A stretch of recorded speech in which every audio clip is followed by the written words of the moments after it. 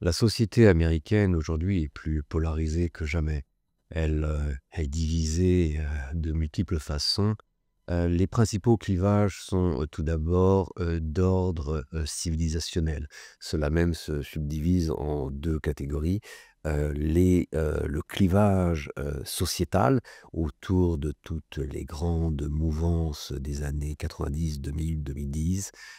Une majorité, il faut bien le dire, de l'américain aujourd'hui est opposé au mariage gay, aux lois qu'il juge permissives concernant les communautés LGBT, les théories critiques de la race, du genre donc, et autres mouvements dits woke sont rejetés par une majorité d'États-Uniens. Et d'ailleurs aujourd'hui s'amorce une contre-révolution culturelle dont la chef d'orchestre va être Suzy Wiles, la nouvelle secrétaire générale de la Maison Blanche de Donald Trump, qui a été celle qui, avec Ron DeSantis, l'actuel gouverneur de Floride, a été à l'origine de ces grands mouvements de réaction sociétale qui font qu'aujourd'hui, de nombreuses lois anti-LGBT de Floride s'alignent sur les lois que l'on trouve en Russie. Donc c'est l'un des 2 premiers clivages d'ordre civilisationnel, l'autre est religieux. Nous avons une Amérique qui est de plus en plus laïque. Le nombre de personnes qui se déclarent non croyants ou non affiliés à une religion se multiplie d'année en année sur les côtes est et ouest, tandis que dans les régions les plus rurales, dans les États du Sud, la religion grandit.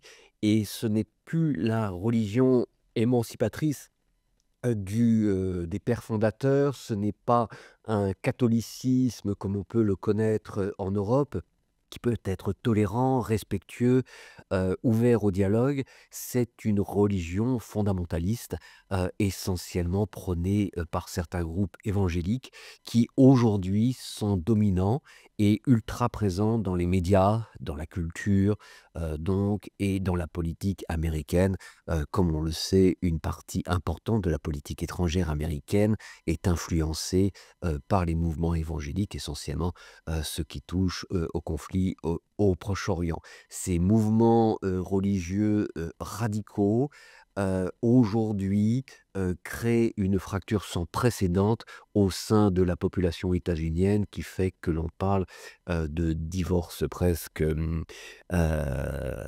inévitable entre des États comme la Californie, très progressiste, et ceux, par exemple, de la fameuse Bible Belt du sud-est du pays. Un des autres clivages majeurs, non pas tant civilisationnel celui-ci que politique, qui se creuse au sein de la population états-unienne est bien sûr celui lié à l'inégalité économique. Les États-Unis sont est le pays le plus inégalitaire des pays de l'OCDE. Je dis bien de l'OCDE, pas simplement du monde occidental.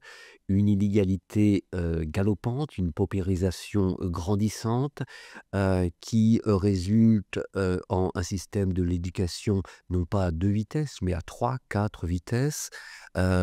Pour synthétiser, les écoles étant le plus souvent financées par les taxes locales des quartiers directement et non par l'État fédéral, par les États ou même par les villes.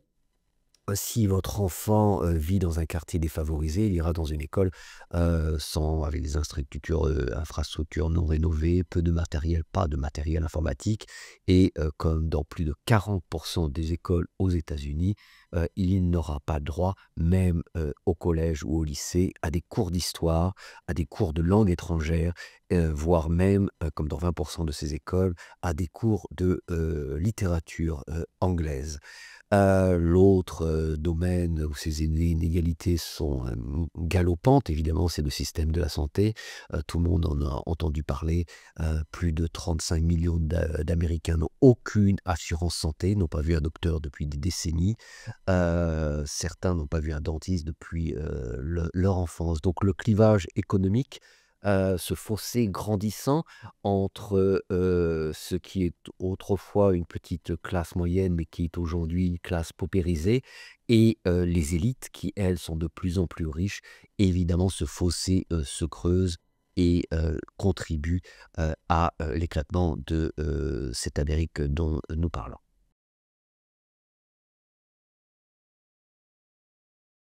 Le retour de Donald Trump n'est pas, symptomatique, de l'éclatement des États-Unis. Il est plutôt symptomatique du refus d'une grande partie des États-Uniens de voir, cet éclatement, se réaliser à brève échéance et pourtant il pourrait contribuer à cet éclatement, en question, des États-Unis. Je m'explique. Le gouvernement fédéral, l'État fédéral plutôt, est entré en déliquescence et cela depuis plusieurs années. Les structures de nombreux États, sont en ruine, on se croirait dans un pays, du tiers-monde. Le système de l'éducation, nous en avons parlé, est également, très défavorable aux classes, paupérisées des États-Unis, le système de santé et cetera et cetera et cetera. Il y a donc un sentiment de déliquescence, comme je dis, de l'État fédéral, mais de la société états-unienne dans son ensemble ressenti par la population. Et donc, une grande partie des électeurs, comme cela se passe souvent lorsque la République va mal, on appelle César au pouvoir, se tournent vers un dirigeant populiste qui propose des réponses simples à leurs questions, à leurs inquiétudes, et qui semble être à même de pouvoir stopper ce processus de déliquescence et donc d'éviter cet éclatement qui serait provoqué, un, par ce processus de déliquescence et 2, par, les clivages, dont nous venons de parler. Puisque une république fragilisée est plus susceptible d'éclater qu'un État fort, bien évidemment. Et Trump, en l'occurrence, voulant et désirant recentraliser la plupart des pouvoirs autour, du locataire de la Maison Blanche, ne fera pourtant qu'accentuer cette polarisation entre les États-Uniens et donc provoquer, si ce n'est l'éclatement, une fracture encore plus profonde dans la société américaine.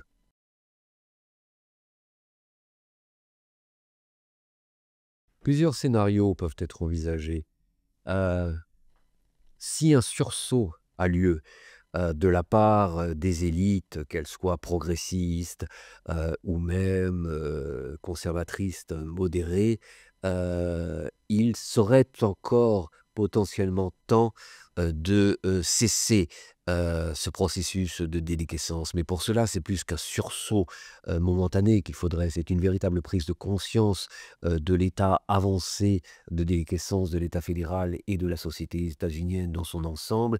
Il faudrait une réforme de fond en comble, du, système fédéral, repenser les relations entre les États et le gouvernement de Washington, repenser la problématique, de l'immigration, qui repose non pas sur le fait d'une immigration massive dont les États-Unis ont besoin économiquement, mais plutôt sur un problème de manque d'intégration. C'est-à-dire on a ouvert, les frontières du pays à un grand nombre de personnes, mais rien n'a été fait pour les accueillir et pour les intégrer. Donc d'où ce problème, intercommunautaire et ces tensions de plus en plus fortes.